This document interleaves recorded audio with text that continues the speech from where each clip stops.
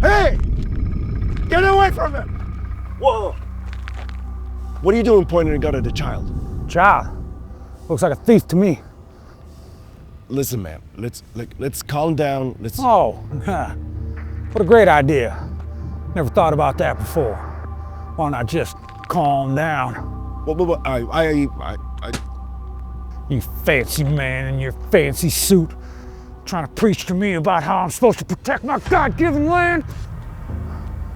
It's a misunderstanding. Listen, why don't you take this watch and... What are you doing on my property? يوسف إذا عم بترجف مش عارف يطخ. Enough! What was that?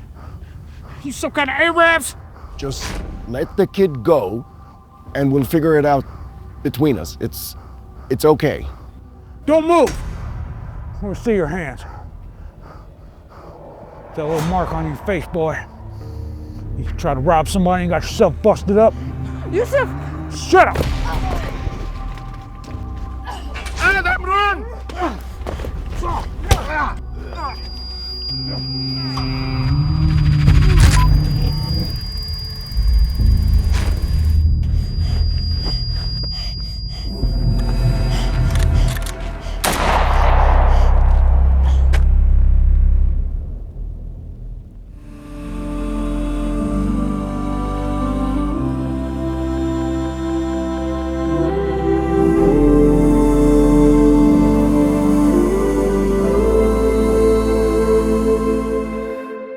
Before anything existed, he was. And when nothing remains, he will be. But between those two realities, he chose to create you. Out of everything he could have brought into being, out of every possibility that could have existed, he decided that you would be. Kun fayakun. And there you were. Not by accident or by chance, but by his choice. At this time, in this place, with this face, to these parents, for a purpose that only you can fulfill. And if you think about what it took for you to be here right now, it's almost unfathomable. Your ancestors survived wars and plagues and famines. They crossed oceans and deserts, generations apart, so that one day your parents would meet in a world of billions of people. One glance, one decision, one moment that could have gone so differently, but didn't. And out of a million possibilities, you, just one cell, were chosen to grow in your mother's womb. A million things could have gone wrong, and 1,000 chances could have been missed, but they didn't. You're here, and that's not random, and nothing is random, because it all has a Khaaliq, a creator, the creator. Al-Khaaliq is the creator who creates out of nothing, but he creates nothing without purpose. مَا خَلَقْنَا السَّمَاءَ وَالْأَرْضَ وَمَا بَيْنَهُمَا بَاطِلًا. We did not create the sky and the earth and what lies between them without purpose. There's the story of a Bedouin who was once asked, how do you know there's a God? And he said, when I see the footprints of a camel in the sand, I know that a camel has passed through. So when I see the sun and the moon and the mountains and the rivers, how can I not know there's a maker? Allah subhanahu wa ta'ala challenges us with the most basic form of creation. The Prophet sallallahu alaihi wasallam said, let them create the tiniest particle, or a grain of wheat, or a grain of barley. This is similar to how Allah challenges you to produce one surah of the Quran like it, or even a few ayat. You won't be able to. Now someone might make something up and say, here, I did it. But it would be nowhere near the perfection, the beauty, the eloquence, or the depth of those verses. And the discerning eye and ear would immediately detect the difference. Same is true with this. He didn't challenge us with mountains or galaxies, but he said, make a seed. Because inside that seed is an entire curriculum. When to sprout, how deep to root, how much water to absorb without drowning, how to harvest light and then restart the cycle. Only Al-Khaaliq can write DNA into dust. So you can't just say, here, I made a seed, because it's still nothing like what he made out of nothing. Now beyond that, what about khalq as-samawati wal-ard, the heavens and the earth? Every sunrise that paints the sky, every drop of rain that falls on time, every heartbeat that never asks you for instruction, all of it points to a maker who knows exactly what he's doing. And he marries the beauty of it all with benefits that we can see and can't see. That is Al-Khaaliq, the creator, the one who brings existence out of nothing, which is the only real form of creating. You and I rearrange what already exists, whether it's metal or steel into cars and roads or fabric into clothing. But we don't create the metal or the fabric or the atoms themselves. We work with what's given, and we had no say in what was given. Your fingerprints formed without your input. Your heart learned its rhythm before you took your first breath. You opened your eyes to colors you never chose. The bee builds its hive in perfect hexagons, though it never studied geometry. The child in the womb knows how to move like it's programmed. Who taught them? Who taught you? They all need a producer, not just a creator. Because you didn't program your heart to beat, and you didn't remind your lungs to breathe, but they never stop. Who's running that system? Because it's certainly not you. That is Al-Baari, the producer. Because the act of bringing your body into being isn't only the surface, it's deeper than that. He produced your soul and your essence, all while perfecting the inner design of your body with perfect balance of form and function. Now, while Al-Khaaliq speaks more to your physical state, Al-Baari speaks more to your spiritual state. The root word bara'a means to heal and be whole again. Hence, you'll notice that Allah subhanahu wa ta'ala uses this name of Al-Baari in the spirit of repentance. Tubu ila bari'ikum. Return to your producer. He who restores you to that noble image He intended you to be, His trophy creation. Because when you're repenting to Al-Baari, you're not just saying sorry for your wrongs, you're asking Him to remake you right. Think about it this way. Who has the manufacturer's warranty on your soul? Because the one who made you knows how to mend you. He can restore the purity you think you've lost, the innocence that you miss, and the hope that you buried in your despair. The one who made it knows how to fix it. You might not even know what's wrong inside of you, but He does. He knows which wound needs time and which needs intervention. He knows what strength is hidden under your scars. He knows what your soul can still become, even if shaitan tells you nothing. He can even repurpose your bad qualities and turn them into good. So He took Umar bin Al-Khattab radiyallahu anhu and He restructured his soul, turning his once reckless power into a force for justice that changed the world. He didn't even discard his nature. He rearranged it back to purpose. That's what Al-Baari does. He produces the inner reality, then He repairs it when it breaks. And it's in that spirit that He fashioned our outward reality as well. He is Al-Musawwir, the fashioner. Al-Musawwir is the fashioner, the shaper, the artist of all detail.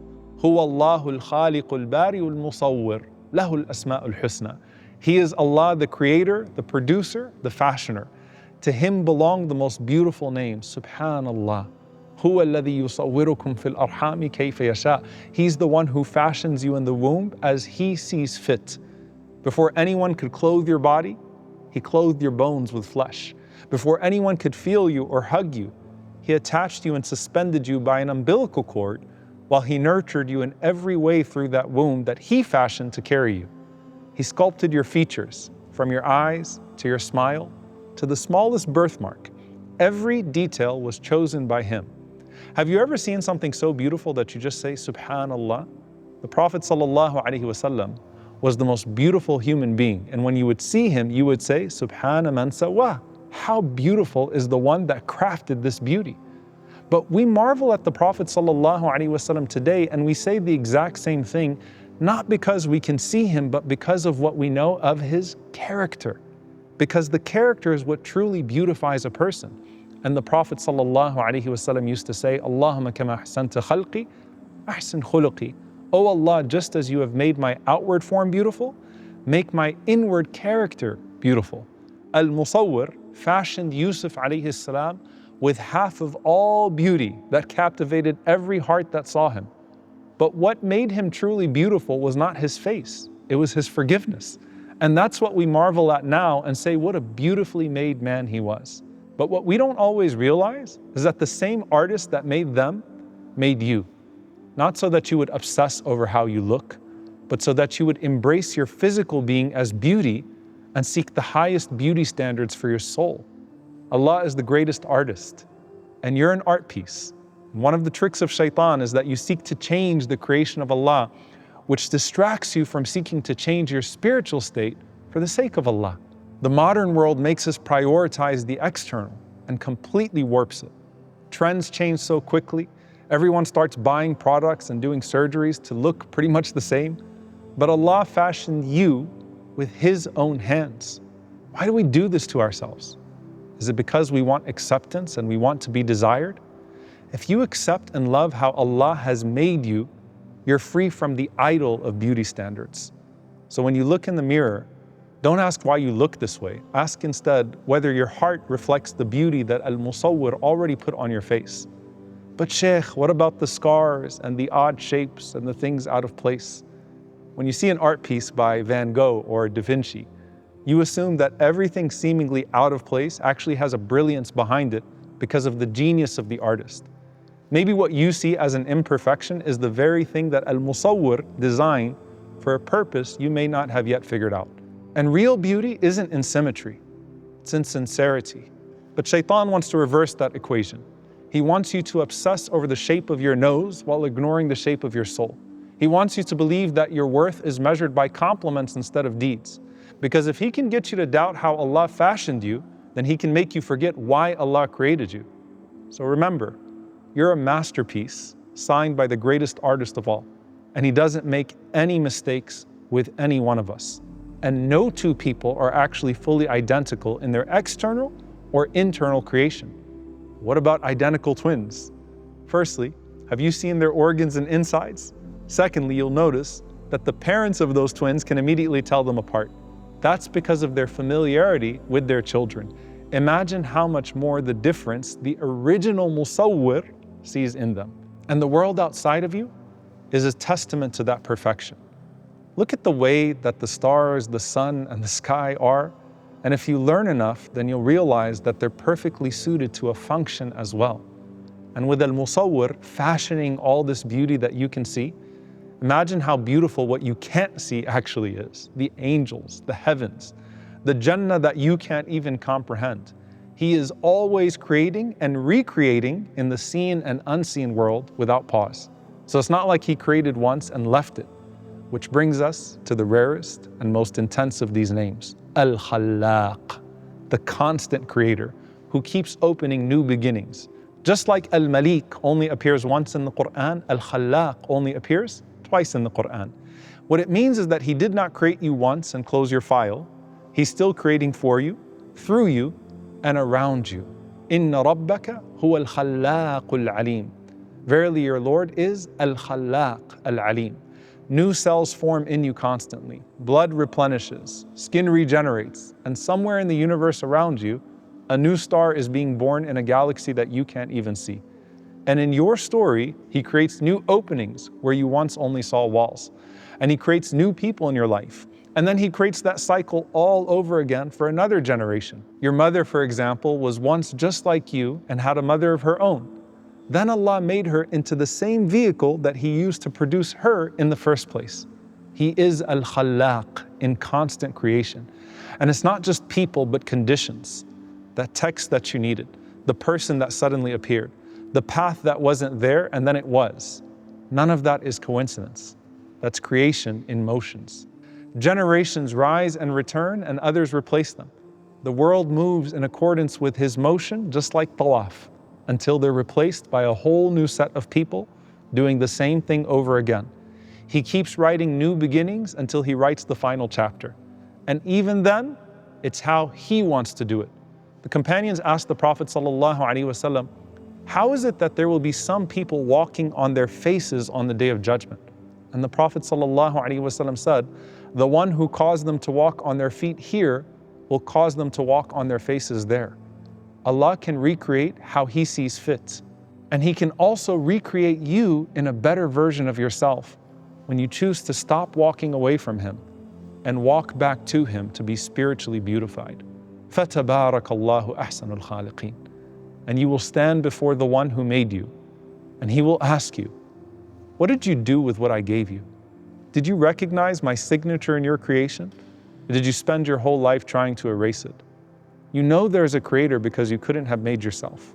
You know you've been produced and fashioned because you were not the designer of your own being. You see the constant changes around you and it reminds you that the creator will keep creating and you, the creation, will expire like every other creation and be replaced by someone else. But when it's all said and done, You are forever part of the story of this world, depending on how you choose to be written about. Even though you're not the divine author, you are the forger of your deeds. So how do you become the most whole version of yourself spiritually so that you're not just an empty shell? Ya Khaaliq, you brought me out of nothingness into being. Remind me that my existence itself is a mercy, that every breath, every cell, and every chance is a deliberate act of your creation.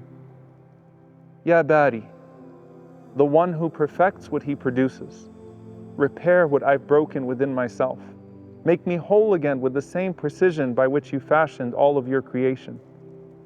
Ya Al-Musawwir, you shaped me in the unseen, gave me form, face, and story. Beautify my character as you've beautified my features.